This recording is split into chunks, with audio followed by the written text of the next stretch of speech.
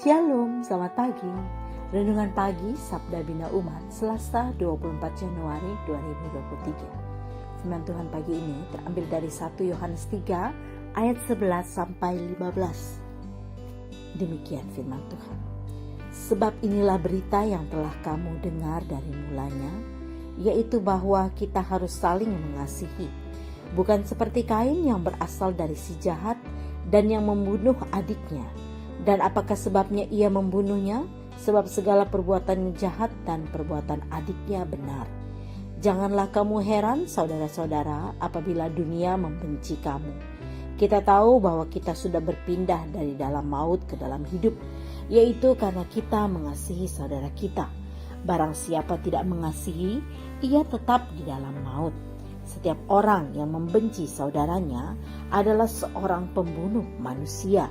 Dan kamu tahu bahwa tidak ada seorang pembunuh yang tetap memiliki hidup yang kekal di dalam dirinya. Demikian firman Tuhan.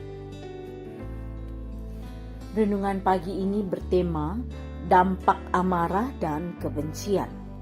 Seorang pejabat kepolisian didakwa membunuh ajudannya. Peristiwa yang terjadi awal Juli 2022 menyita perhatian publik.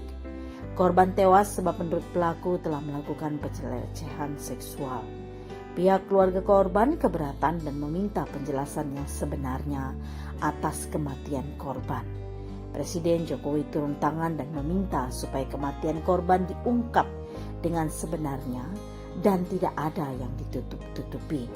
Akhirnya pihak kepolisian menetapkan sejumlah orang jadi tersangka untuk diproses hukum sebab melakukan tindakan menghalangi penyelidikan.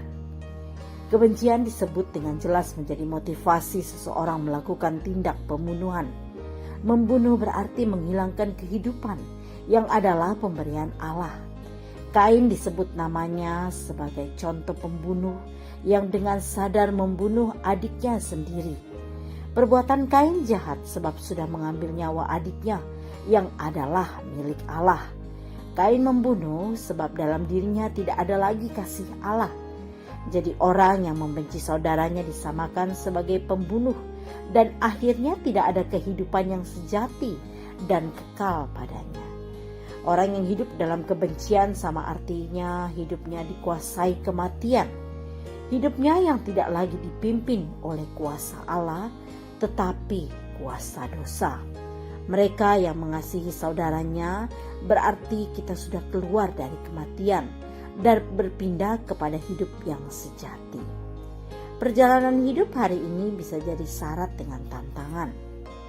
Mungkin ada orang yang terus mengusik hidup kita. Mereka menyebarkan berita bohong tentang anggota keluarga kita. Mereka berusaha mendiskreditkan dengan cara-cara keji. Haruskah kita membalas kejahatan mereka? Tentu tidak. Roh Kudus menolong kita untuk tidak dikuasai kebencian. Roh Kudus memampukan kita menjadi pelaku firman Tuhan yang mengasihi dan menyerahkan para pembenci ke dalam tangan kasih Tuhan Yesus. Doa pagi ini, ya Tuhan, ampuni kami jika masih tersisa kebencian terhadap seseorang dalam diri kami. Tolong kami Roh Kudus supaya kami hidup dalam kasih Yesus dan mengasihi sesama dengan tulus. Amin. Demikian renungan pagi ini. Selamat beraktivitas. Tuhan Yesus memberkati.